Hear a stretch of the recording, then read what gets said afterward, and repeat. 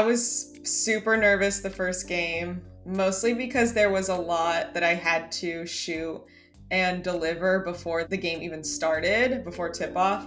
But it's amazing, like being courtside and sitting on the floor never gets old. It's a crazy experience. It's like the best view in the house. This is Rough Cut, your community-driven podcast on navigating the art and practice of nonfiction video storytelling from all of your friends at the Video Consortium. Welcome to the Rough Cut podcast. I'm Lauren Mahoney. I am a multimedia nonfiction producer and editor. For 5 years, I was an organizer for Video Consortium in LA, and I just moved back to Colorado, which is where our guest, Alicia Ramirez, was originally from. And now Alicia has the amazing job of working as a videographer for the Sparks. So, hi, welcome, Alicia. Hi, happy to be here. This is my first time on a podcast, so This is a great podcast. I've listened to a lot of the episodes. I learn a lot. So, I think people will learn a lot from your job because it's maybe something that we don't usually talk about at the Video Consortium, at least as I've been a part of so far, is sports journalism. And so, to be honest, the way that I found out about you was that I was at a Sparks game and I was just like, who is lucky enough to be the one like shooting this stuff, like making the promo videos, doing the coverage of all the players? And so I just like looked up who's the media team, and then there you were.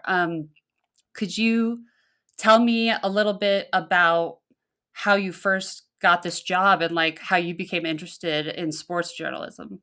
when I started doing cinematography and film production, it was right after college. I went to college in Boulder. I moved to New York and lived there for 9 years and was really working as a videographer and a video editor on docs, commercials, short films, music videos, kind of everything but sports. The last year that I was living in New York, I shot some camps and clinics for Liberty and the Nets. And then I moved to LA a year ago in November. Yeah, so it's been a year. And I started shooting, film and TV work. It's free as a freelancer, it can be tough. So I was looking for full-time work, and I was seeing a lot of positions for sports videographers for a range of different teams. And so I was like, I have to build up some of my sports portfolio just so that when I'm applying, it's like you can see that I've done a breadth of other work, but then also some sports. So I started shooting a UPSL team in Pasadena. And at first it was just for free because, I wanted to get more of that footage on my reel. And then I think after shooting a few of their games, and I was asked to shoot for a player who plays for the LA Galaxy Youth Academy team. So it was helpful to get some real experience under my belt and have that on my portfolio. And then I went and applied for the Sparks position. And somehow I think my work stood out because I had all of this other experience, and the role is more than just shooting games and practices and more than just shooting basketball. It involves a lot, interviews, shooting businesses that we partner with, shooting commercials, promos, just kind of a range of content. I mean, that's obviously a very valuable tip to just go in. It's like obvious in a way, but it's like sometimes people don't think about it. Like just go shoot the stuff that you want to be making, put it up, even if you've already applied. Yes.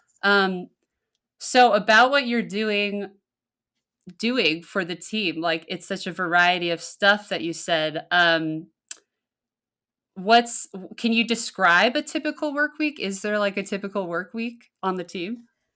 So the off season is very different from the season. During the season, obviously, it's more exciting. I'm on the road with them. We're traveling at least once a week, and sometimes it's like for 2 days and it's just an overnight. Sometimes it can be up to, I don't know, a week if we have multiple games that are away.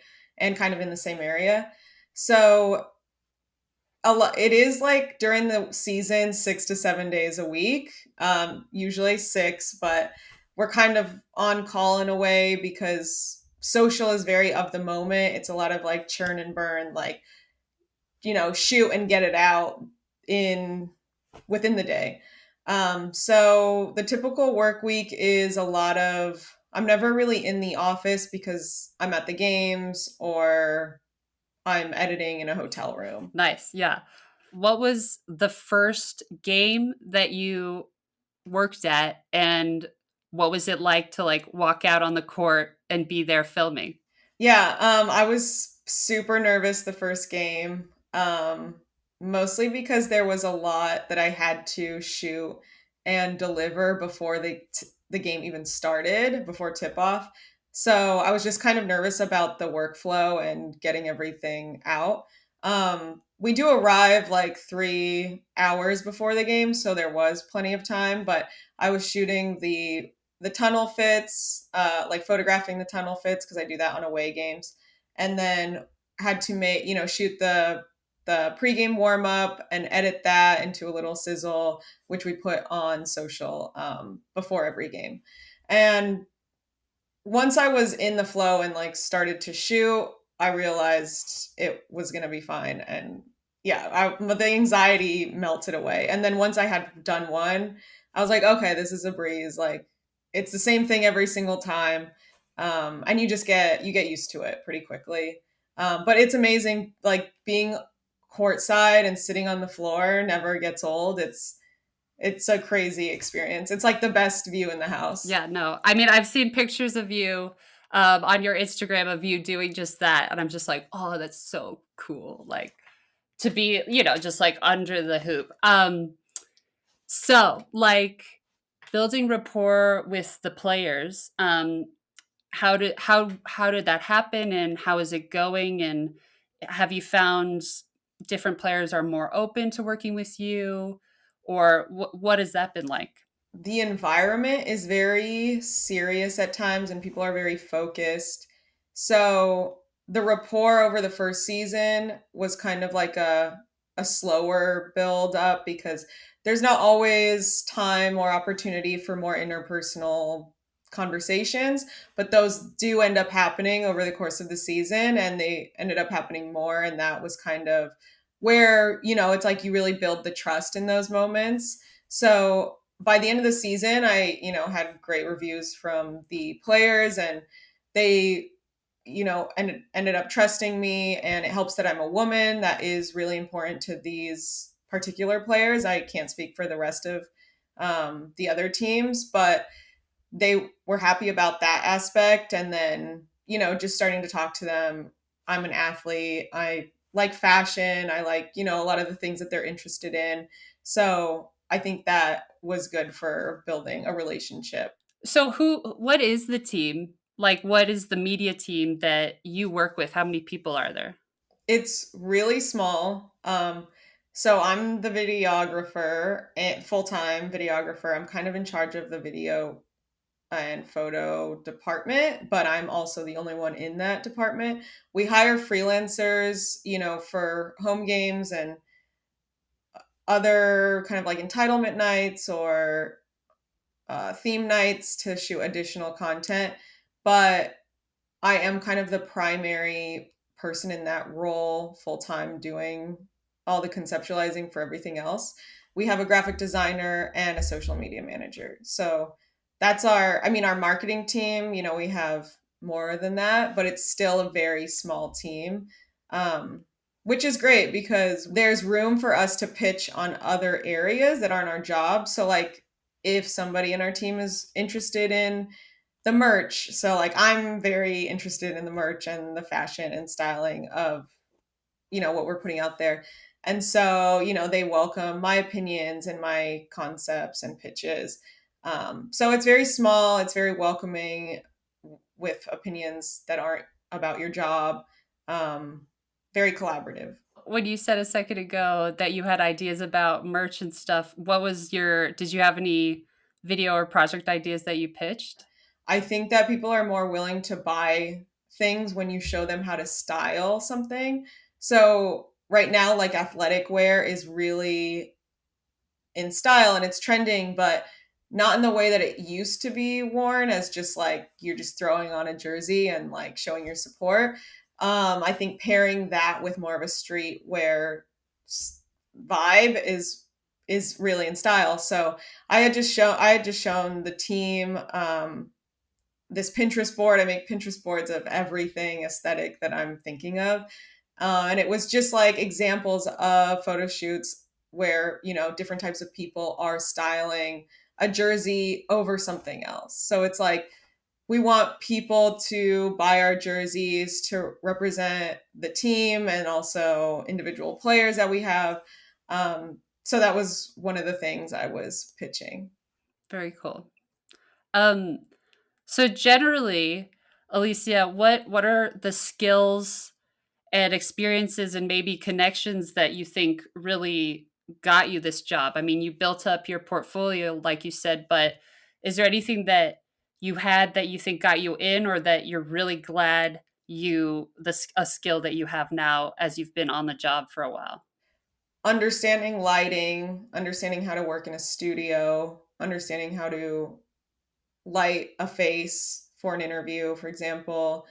And then also the technical aspect. So, you know, it's if you need to build up a project to be like a bigger scale project where you're hiring a lot of people on set and knowing how to be a one man band. So it's kind of, I am more often operating as a one man band, doing, you know, miking people up, setting up lights, running camera, directing, asking the questions, and I'm kind of the only one there doing that.